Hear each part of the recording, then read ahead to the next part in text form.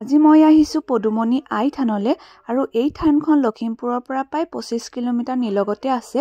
আৰু এয়া বতৰৰ অৱস্থা দেখিছে পুৰা বৰষুণ দি আছে আৰু এইফালে আমি ধূপ চাকি লৈ ললোঁ বতৰ যি বেয়া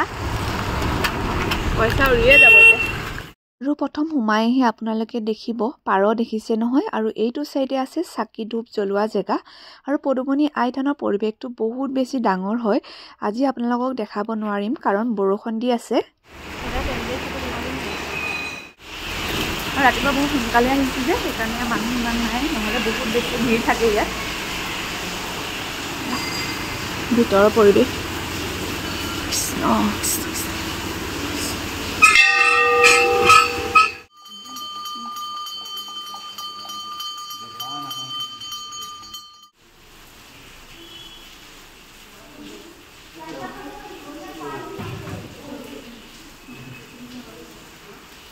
আমি চাকি দিলোঁ আৰু সেৱাও কৰিলোঁ